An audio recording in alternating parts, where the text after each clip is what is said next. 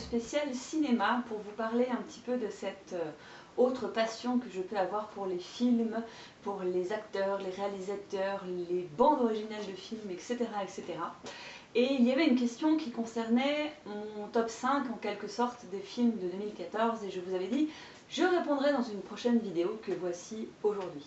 J'ai donc essayé de faire un petit condensé de tout ce que j'ai aimé en 2014 et comme tout était beaucoup trop grand, j'ai décidé de me limiter à 5 films, tous pays confondus, que j'ai particulièrement aimé et retenu pour une raison ou pour une autre, à 5 films français pour les mêmes raisons, mais je partagerai avec vous aussi mes flops de l'année 2014.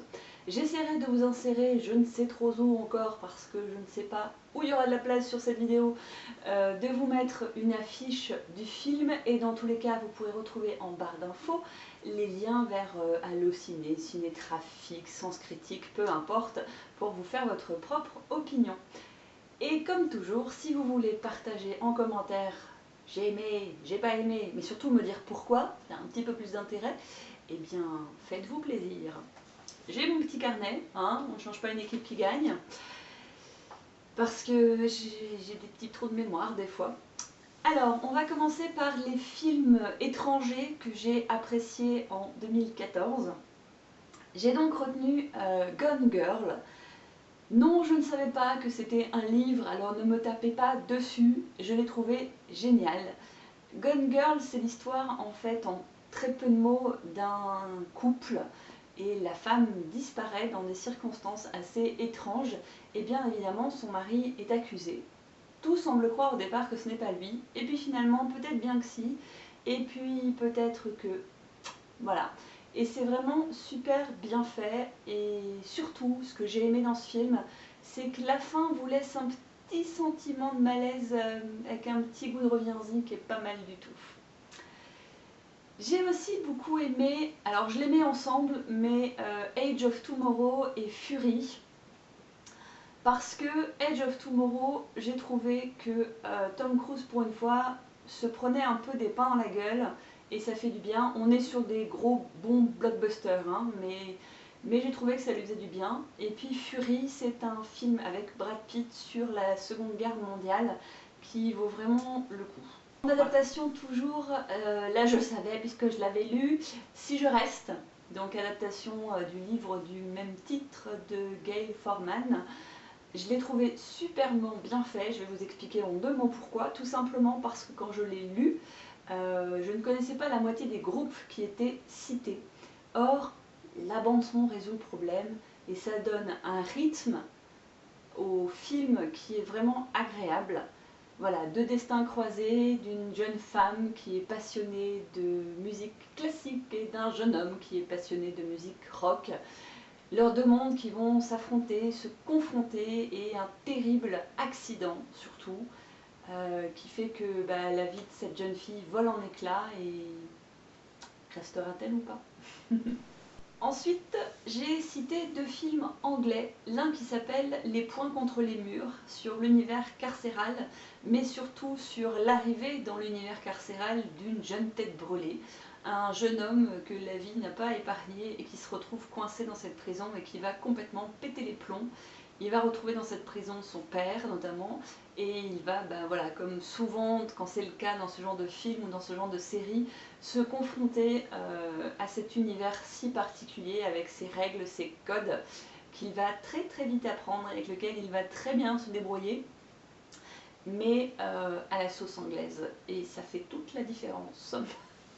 Et l'autre film est aussi d'ailleurs un film anglais, mon 5e de ma sélection, c'est Pride,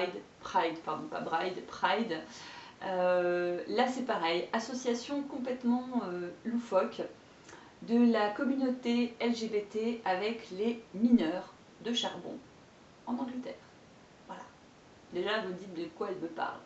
Eh bien en fait c'est pendant cette période où les mines ont fermé les unes après les autres, donc faisant beaucoup de ravages au niveau des familles, notamment dans les pays de Grande-Bretagne. Et puis au final, la communauté LGBT, notamment de Londres, qui décide de récolter de l'argent pour les aider, mais ils n'en veulent pas parce qu'ils sont gays, c'est mal, n'est-ce pas? Donc voilà, les gros clichés taillés en pièces, il n'y a pas d'autre mot, et c'est très émouvant, ça rappelle un petit peu l'esprit de Ken Loach, et j'ai beaucoup aimé, vraiment beaucoup aimé. Je passe maintenant à la catégorie des films français. Je me suis notée Sous les jupes des filles, je me suis notée Jack et la mécanique du cœur, De toutes nos forces, Une rencontre et Brick Mansions.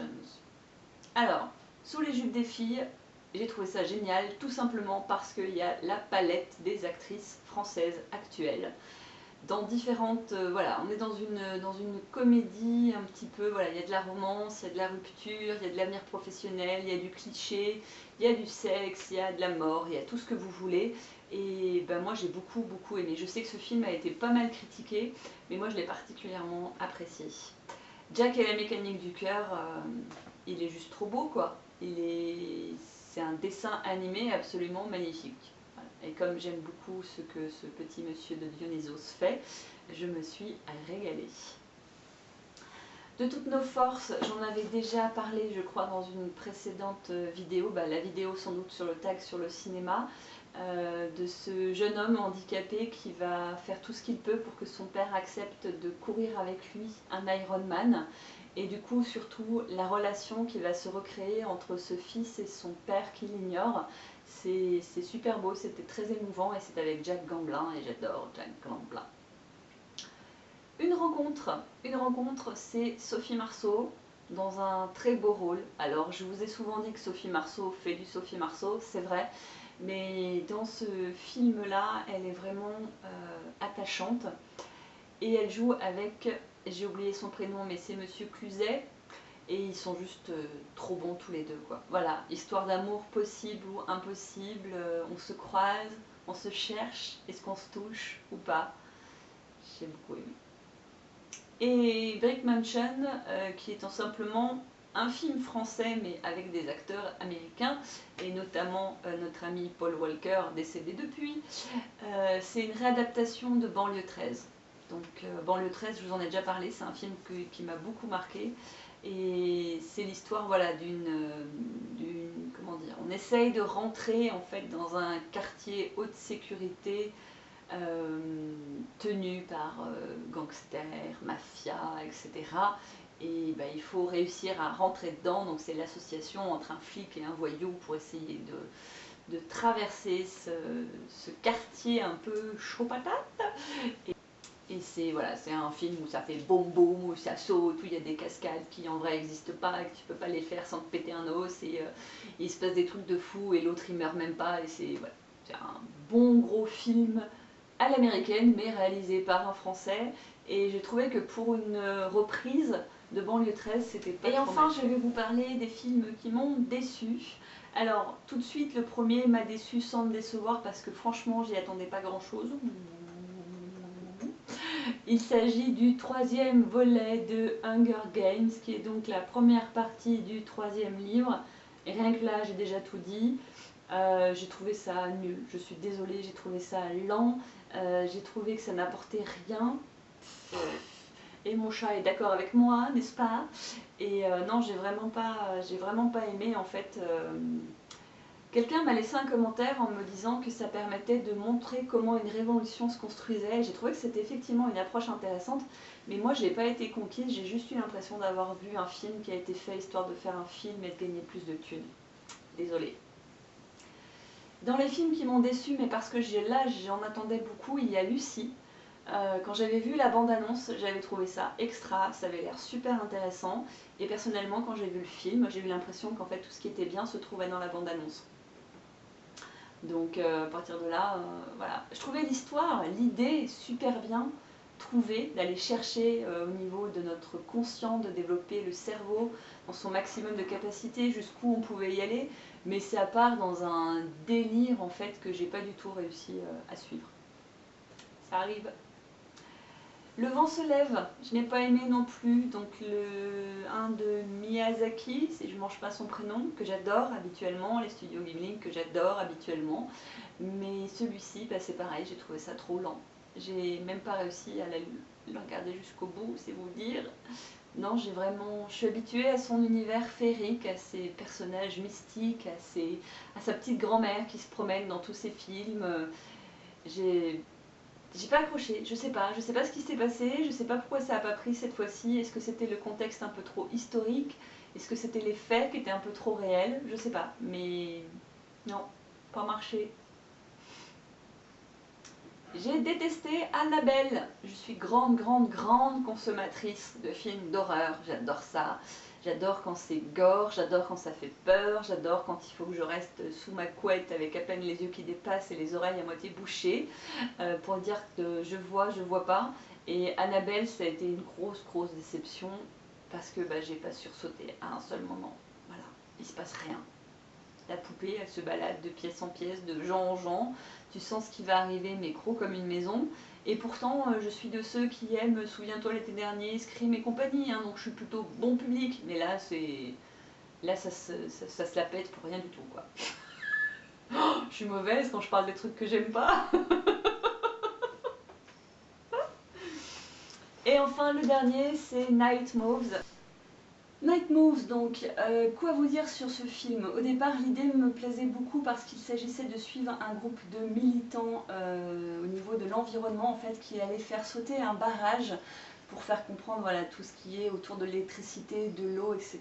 au niveau des grandes entreprises.